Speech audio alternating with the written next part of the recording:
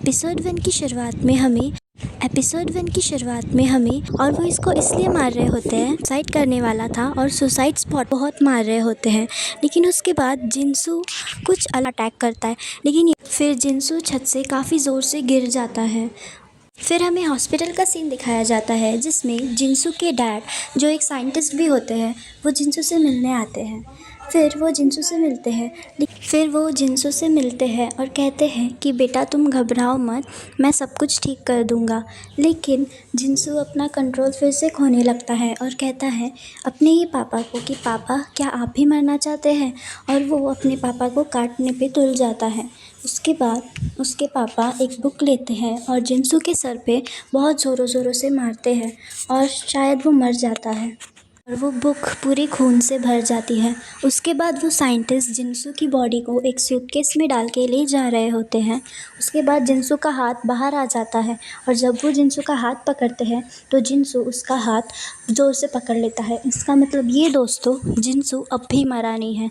In fact इतना सब कुछ वो बुक से उसके सर पे मारा, कोई भी इंसान मर जाता तो हमें साफ साफ समझ आ जाता है कि जिनसू is no longer a human. उसके बाद हमें स्कूल का सीन दिखाया जाता है जिसमें सब कुछ नॉर्मल होता है और हमें ये 3 लड़के दिखाई देते हैं।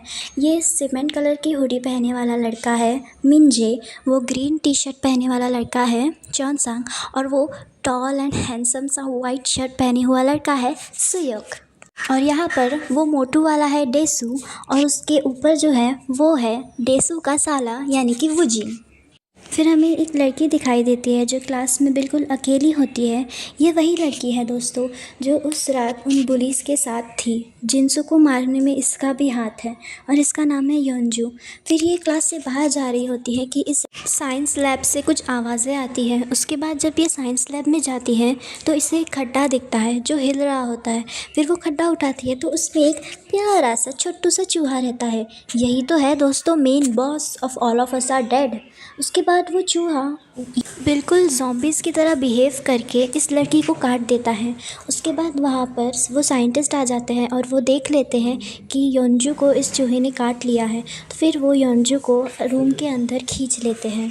उसके बाद हमें चॉनसंग, उसका बेस्ट फ्रेंड मिनजे, ओंजू और उसकी बेस्ट फ्रेंड जिमिन दिखते हैं जो चॉनसंग के घर पे जाके खाना खा रहे होते हैं क्योंकि उसकी मॉम का एक रेस्टोरेंट होता है। फिर जिमिन कहती है कि नायोन जो है उसने एक दिन जब मिस्टर ली यानी कि वही साइंटिस्ट जब क्लास में आए थे तो नायोन ने बताया था कि वो साइंटिस्ट से सड़े हुए मांस की बदबू आ रही थी।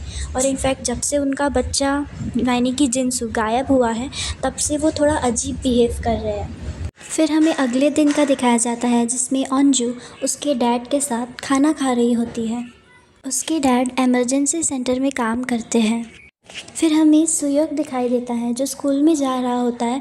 फिर उसे वही बुलीज़ दिखते हैं जो एक लड़का और एक लड़की को ले जा रहे होते हैं और हमें पता चलता है कि ये लड़का और लड़की इन बुलीज़ के ख़िलाफ़ कंप्लेन करने वाले थे, इसलिए इन्होंने इन दोनों बेचारों को अपने कब्ज़े में ले लिया था। और उसके बाद ये लोग कुछ ऐसा करते हैं जो इन्हें नहीं करना चाहिए।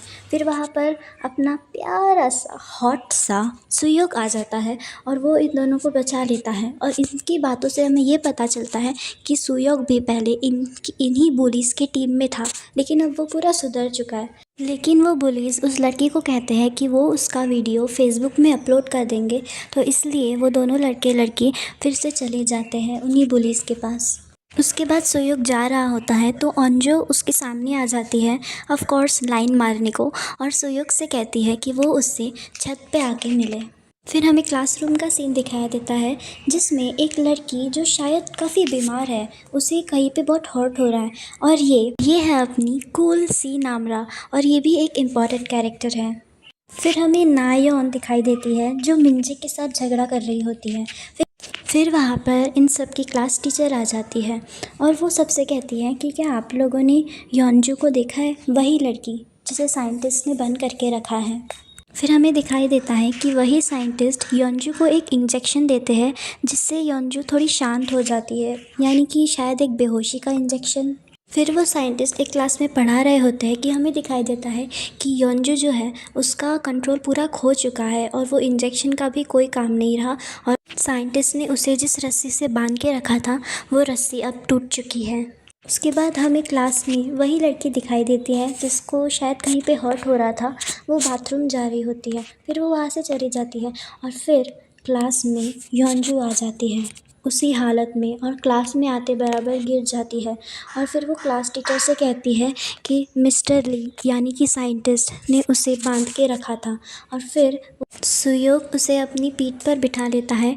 ऑन्जू, वो क्लास टीचर और ईसाक, ये सब लोग योंजू को लेकर मेडिकल रूम में चले जाते हैं। और वहाँ पर हमें हीसू दिखाई देती है जो डॉक्टर से कहती है कि उसके पेट में काफ़ी दर्द हो रहा है।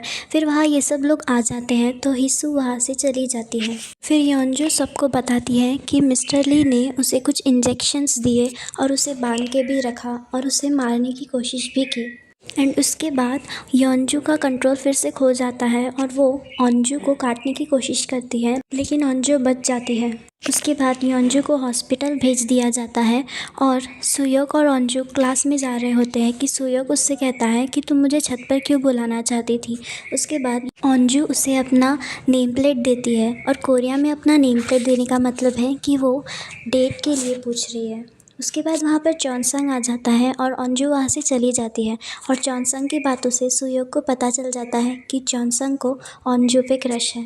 उसके बाद मिस्टर ली को पता चल जाता है कि योंजू यहाँ से गायब है, तो वो सबको कहता है कि योंजू हॉस्पिटल बाहर नहीं जा सकती, उसे पकड़ के लाओ। और फिर वहाँ पर पुलिस आ जाते हैं और उनकी बातों से ऐसा लगता है कि वो पुलिस ऑफिसर मिस्टर ली को पहले से ही जानते थे। उसके बाद हमें वो डॉक्टर दिखाई देती है और वो डॉक्टर देखती है कि उसके हाथ को योंजू ने बहुत काट लिया था, और फिर वो डॉक्टर के नाक से खून निकलने लगता है। इसका मतलब ये दोस्तों कि वो वायरस जो योंजू के शरीर में था वो अब उस डॉक्टर के शरीर में शेयर हो चुका है, और वो डॉक्टर अभी ज़ॉम्बी बनने वाली है। उसके बाद लंच ब्रेक हो जाता है और सभी बच्चे खाना खाने जा रहे होते हैं। फिर हमें सुयोग दिखाई देता है जो नामरा के पास जा रहा होता है। इसका मतलब ये कि सुयोग को नामरा पे क्रश है, और फिर वो दोनों बातें करते हैं।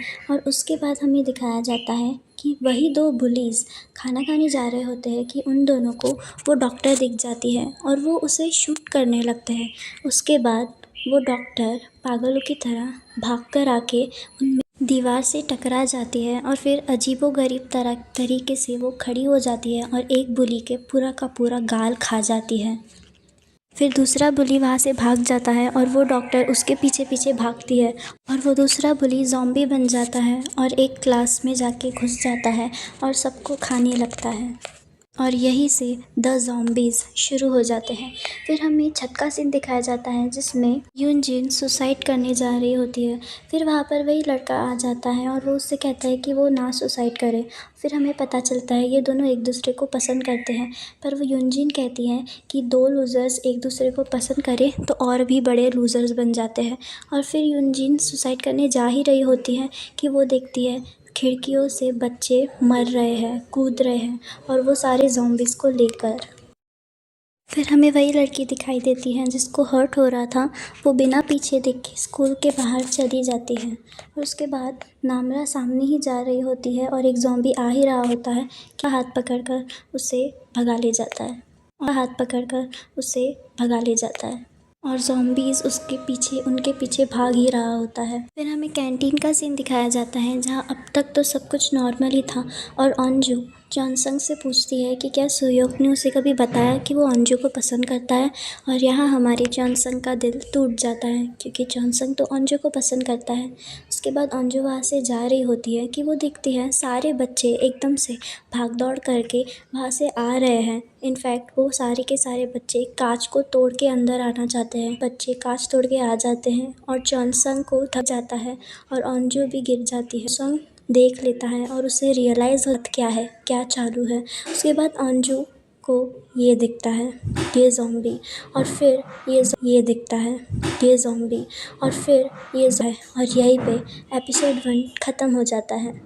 और अगर आप लोग अपने घर में या अपने रूम में अकेले बैठकर देख रहे हैं तो फिर द निडर अवार्ड आपको जाता है। और हाँ, आगे के एपिसोड्स और इसी तरह एक्सप्लेनेशंस देखने के लिए मुझे सब्सक्राइब करना ना भूलें। Take care.